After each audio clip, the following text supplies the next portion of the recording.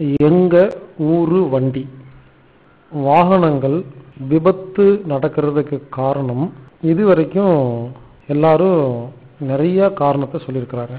ஆனா வித்தியாசமான ஒரு காரணம் இருக்குது. அது என்னங்கிறத நாம இப்ப பார்க்க போறோம். எண்ணம் தான் காரணம். வாகனங்கள் விபத்துக்குள்ளாகிறதுக்கு பல காரணம் இருந்தாலும் எண்ணமும் ஒரு காரணமா இருக்கும் அப்படிங்கிறத இதுவரைக்கும் யாருமே யோசிச்சு பார்த்ததே இல்லை.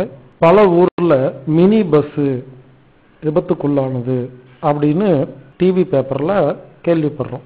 டவுன் பஸ் விபத்துக்குள்ளாச்சு, கோத்தகிரி குன்னூர்ல இருந்து ஒரு பஸ் மலையிலிருந்து கீழே உருண்டு விழுந்துருச்சு, டெம்போல 40 பேர்த்த ஏத்திட்டு போன வண்டி சரிஞ்சு விழுந்துருச்சு, இப்படின்னு நிறைய விபத்துக்களை நம்ம கேள்விப்படுறோம். இதற்கு அந்த வாகன ஓட்டுநருடைய அஜாக்கிரதை காரணம், பிரேக் பிடிக்கல, ரோடு சரியில்லை, எதிரில் வந்தவங்க சரியா ஓட்டலைங்கிறத பல காரணங்கள் இருந்தாலும் பொதுவா மக்கள் அதிகமா இருக்கிற வண்டி விபத்துக்குள்ளாகிற காரணம் மக்களின் எண்ணம். அதாவது ஒரு டிரைவர் வாகனத்தை ஓட்டிட்டு போறாரு. அவரு ஓட்டிட்டு போகும்போது சில நேரங்கள்ல அந்த வாகனத்துல உட்கார்ந்துருக்கவனுக்கு ஒரு சேஃபா ஃபீலிங் இருக்கு, அதாவது பாதுகாப்பான ஒரு எண்ணம் இருக்கும். சில பஸ்ல உட்கார்ந்து போகும்போது நம்ம உடம்பு முன்ன போகும், பின்ன வரும், திடீர்னு பிரேக் அடிப்பாரு, ஹார்ன் அடிப்பாரு, வண்டி வளைஞ்சு வளைஞ்சு போகும். அப்போ இனம் புரியாத ஒரு பயம் வரும் நமக்குள்ள. நமக்குன்னு சொல்றது பேசஞ்சர் பயணிகளுக்கு, என்ன இவரு வண்டி ரொம்ப வேகமா ஓட்டுறாரு, ஃபாஸ்டா ஓட்டுறாரு, எங்காவது போய் இடிச்சிருவாரோ, ஒரு விபத்து ஏற்படுத்திடுவாரோன்னு இனம் புரியாத ஒரு எண்ணம் வரும். இப்படி அந்த வாகனத்தில் இருக்கிற பஸ்ஸில் இருக்கிற எல்லாத்துக்கும் ஒரே எண்ணம் எப்ப வருதோ அப்போ அந்த டிரைவர் அவரை மீறி ஒரு விபத்தை ஏற்படுத்திடுறாரு. இதுதான் உண்மை. சோ எண்ணங்கள் தான் இந்த உலகத்தை ஆழ்ந்துட்டு இருக்கு. இந்த உலகம் கெட்டு போறதுக்கு காரணம் எண்ணம் தான். நல்லா இருக்கணும்னா அதுவும் எண்ணத்தால் மட்டும்தான் முடியும். கத்தியை தீட்டாதே புத்தியை தீட்டுன்னு சொன்னாங்க. உலகத்தில் உள்ள எவ்வளவு பெரிய ஒரு விஷயத்தை சாதிக்கணும்னாலும் கத்தியை தீட்ட வேண்டிய அவசியமே இல்லை. உட்கார்ந்து நினைச்சு பார்த்து எண்ணத்தாலேயே மாற்ற முடியும். இத பல ஞானிகள் நிரூபிச்சு காமிச்சிருக்காங்க. இனிமேல் நாம எல்லாரும் ஒண்ணு சேர்ந்து அதை நிரூபிச்சு காமிப்போம். உதாரணமா மலேசியா நாட்டுல தில் குமார்னு ஒருத்தர் வாழ்ந்து வந்தார். அவரு பெரிய பணக்காரர். அவருக்கு பல வியாபாரங்கள் நடந்துட்டு இருக்கு. அவரு காரை ஓட்டிட்டு போகும்போது அவருக்கு விபத்து நடந்துருமோன்னு ஒரு எண்ணம் வந்திருக்கு. அதனால அவர் மெர்சிடஸ் பென்ஸ் அப்படிங்கிற ஒரு விலை உயர்ந்த காரை வாங்கினார். அவர் சொல்லுவாராமா, நான் ஏன் இந்த மெர்சிடஸ் பென்ஸ் வாங்கினேன்னா, இந்த கார்ல போய் எங்காவது இடிச்சா நமக்கு உயிர் போகாது. ஏன்னா இந்த கார் அந்த அளவுக்கு வடிவமைப்பட்டிருக்கு, வெயிட் ஜாஸ்தி, முன்னால இன்ஜினுடைய வெயிட் அதிகமா இருக்கு, லாரியில போய் இடிச்சாலும் லாரி தான் உடையுமே தவிர இந்த கார் உடையாதுன்னு அடிக்கடி சொல்லுவாராமா. இதை மற்றவங்க எல்லாம் கேட்டிருக்கிறாங்க. ஆனா அவர் இறந்தது ஒரு கார் ஆக்சிடென்ட்ல. காரணம், ஒரு நாள் அவருடைய மகன், இவரு வீட்டு வேலைக்கார அம்மா, இன்னொரு மகன், 4 பேரும் கார்ல போயிட்டு இருந்திருக்காங்க. அன்னைக்கு மெர்சிடஸ் பென்ஸ் எடுக்காம வேற ஒரு கார்ல போயிருக்கிறாங்க.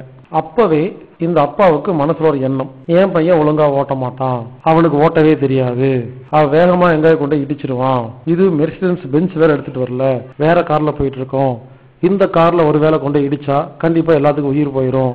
இப்படி தொடர்ந்து அவரு நினைச்சுக்கிட்டே வந்துட்டு இருந்தனால அவருடைய எண்ணத்துக்கு வலிமை அதிகமா இருக்கிறதுனால அந்த கார் ஒரு லாரியில இடிச்சு அதுல பயணம் செஞ்ச அவர் இறந்துட்டார். அவர் மகனும் இறந்துட்டாரு. இந்த வேலைக்கார பெண்ணு மட்டும் பல காயத்தோட தப்பிச்சாங்க. இதுக்கு காரணம் என்னன்னா அவருடைய எண்ணம். இப்படி நமது வாழ்க்கையில் நடக்கிற பல விபத்துகளுக்கு காரணம் நாமாவது இருக்கிறோம். இதே மாதிரிதான் நம்ம ஊர்லயே பாருங்க, நிறைய பஸ்ல டிரைவர் பாத்தீங்கன்னா ரொம்ப வேகமா ஓட்டுவாங்க. அந்த வாகனத்துல பஸ்ல உட்கார்ந்து இருக்கிற எல்லார் மனதிலையும் இப்படி ஓட்டுறானே, எங்காவது போய் இடிச்சிருவானோ அப்படின்னு நினைக்க தோணும். சில பேர் வாய் விட்டே சொல்லுவாங்க, இல்ல எதிரில் யாராவது வேகமா போனா நீ எல்லாம் எங்காவது போய் சாகத்தாண்டா போற அப்படின்னு சில பேர் நினைப்பாங்க. எதிரில் வரும் வாகனங்களை கஷ்டப்படுத்தி நாம ஓட்டும் பொழுது ரோட்ல போற யாரோ ஒருத்தர் எப்படி போறான் பாரு, கண்டிப்பா இவன் எல்லாம் போய் எங்காவது ஆக்சிடென்ட் அடிப்பான் அப்படின்னு நினைக்கும் பொழுது இப்படி ஒரே நேரத்துல பல மனிதர்களுடைய எண்ணங்கள் விபத்து அப்படின்னு யோசிக்கும் பொழுது அந்த இடத்துல விபத்து ஏற்பட்டுருது. இதனால என்ன சொல்ல வரேன்னா, மினி பஸ், டவுன் பஸ் போன்ற பஸ் மற்றும் டிரைவர்கள் மற்றும் காரை ஓட்டும் டிரைவர்கள், எல்லா வாகன ஓட்டிகளையும் நான் ஒரு விஷயத்தை தெளிவா சொல்ல விரும்புறேன். நீங்க வாகனம் ஓட்டும் பொழுது அதில் அமர்ந்திருக்கும் பயணிகளும், எதிரில் வரும் வாகனங்களும், ரோட்டில் உள்ள மற்ற வாகனங்களிலும் உள்ளவர்களும் உங்களை பற்றியும் உங்களது அந்த டிரைவிங் அப்படிங்கிற அந்த ஓட்டும் விதத்தை பத்தியும் அவங்க மற்றவங்க மனசுல பாதுகாப்பான எண்ணத்தோட இருக்கிற மாதிரி எப்போ ஓட்டுறீங்களோ அப்போ உங்கள் வாழ்நாள் முழுவதும் பாதுகாப்பான பயணத்தை மேற்கொள்ள முடியும். இப்படி எந்த ஓட்டுநராவது எல்லா மக்களுடைய எண்ணத்திலையும் அந்த விபத்தை ஏற்படுத்துற மாதிரி ஓட்டுறாரோ, தயவு செய்து இனிமேல் பயணிகள், இந்த கட்டுரை படிச்ச பயணிகள் யாராவது இருந்தா அவரை கூப்பிட்டு உட்கார வச்சு அரை மணி நேரம் பேசுங்க, அவருக்கு புரிய வைங்க. நான் எப்படி எனக்கு தெரிஞ்ச எல்லா விஷயத்தையும் பொதுமக்களுக்கு புரிய வைக்கிறதுக்காக முயற்சி செய்யறோம், எல்லாரும் மத்தவங்களுக்கு புரிய வைக்கணும். நாம என்ன பண்றோம், முதல்ல நாமளும் ஃபாலோ பண்றது இல்ல, மத்தவங்களுக்கு சொல்லி கொடுக்கறது இல்ல, இது ஒரு வேலையா அப்படின்னு ஒதுங்கிக்கிறோம். அவருக்கு புரிய வைக்க வேண்டியது நமது கடமை, செஞ்சே ஆகணும். சொன்னா கண்டிப்பா உலகத்துல எல்லாரும் புரிஞ்சுக்குவாங்க. சொல்ற விதத்துல சொல்லணும். நாமளே முடிவு பண்ணிக்கிறோம் அவனுக்கெல்லாம் சொன்னா புரியாது, அப்ப புரியாது, நான் சொன்னா புரியும் அப்படின்னு போய் நம்ம வைராக்கியமா உட்காந்து புரியுற மாதிரி பேசணும். எனக்கு தெரிஞ்ச ஒரு குருநாதர், அவர் வீட்டுல அவருடைய பொண்ணு இருக்குது. அந்த குருநாதர் அவரை பார்க்க யாரு வந்தாலும் நோய்வாய்ப்பட்டவங்க, மனசு பாதிக்க வந்தாங்கன்னா அவர் ஒரே முறைதான் சொல்லுவார், இந்த மாதிரி பண்ணுங்க, அந்த மாதிரி பண்ணுங்க, சரியா போயிருன்னு. அதை கேட்டுட்டு யாராவது குணமாகலைன்னா திரும்பி வந்து கேட்கும் பொழுது கோவப்படுவார். நான் ஏற்கனவே உங்ககிட்ட சொல்லிட்டேன், நீங்க ஃபாலோ பண்றது இல்லை, நீங்க அதை கேட்டுக்கிறது இல்லை, நான் மறுபடியும் சொல்ல மாட்டேன் அப்படின்னு கோபமா பேசுவாரு, துரத்தி விட்டுருவாரு. திரும்ப திரும்ப ஒருத்தருக்கெல்லாம் சொல்ல மாட்டாரு. ஒரு நாள் நான் அவர் வீட்டுக்கு போயிருந்தப்போ அவர் மகளை பார்த்து சொன்னாரு, ஏமா உனக்கு 1000 முறை சொல்லிட்டேனே, நீ சரி பண்ணவே மாட்டேங்கிறியே, இப்பவாவது சரி பண்ணுன்னு அவர் மகளுக்கு அட்வைஸ் பண்ணிட்டு இருந்தாரு. அப்ப நான் அந்த குருநாதரை பார்த்து கேட்டேன், உங்க பொண்ணுக்கு மட்டும் 1000 முறை சொல்லி கேட்கலன்னு 1001வது முறை முயற்சி பண்றீங்களே, உங்களை பார்க்க வர்றவங்களை மட்டும் ஏன் கோவப்பட்டு திட்டுறீங்க? ஏன்னா நீங்க அவங்கள வேற யாரோ நினைக்கிறீங்க.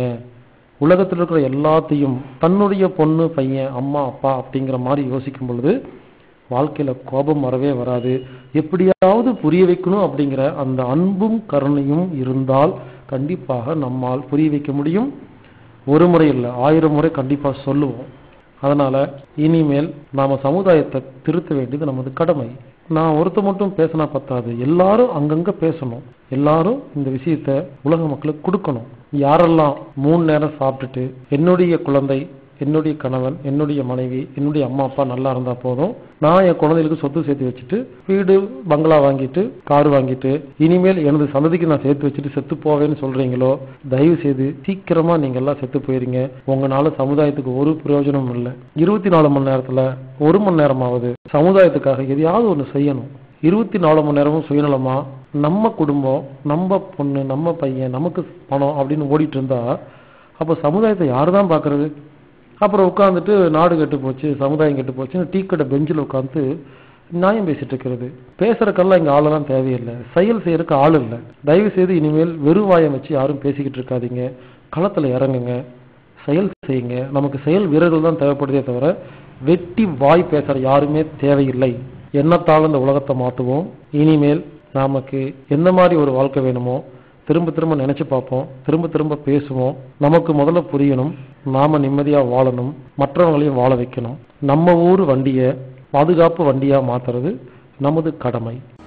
மேலும் விவரங்களுக்கு போன் மூலமா தொடர்பு கொள்றதா இருந்தா India head office number +91 9944221007.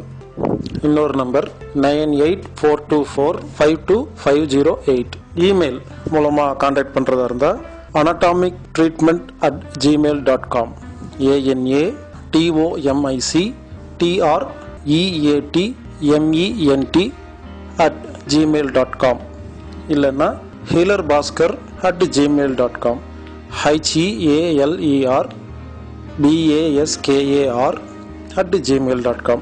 anatomictherapy.org அப்படிங்கிற வெப்சைட்லயோ anatomictherapyfoundation.com அப்படிங்கிற வெப்சைட்லயோ நீங்க எல்லா விஷயங்களையும் தெரிஞ்சுக்கலாம்.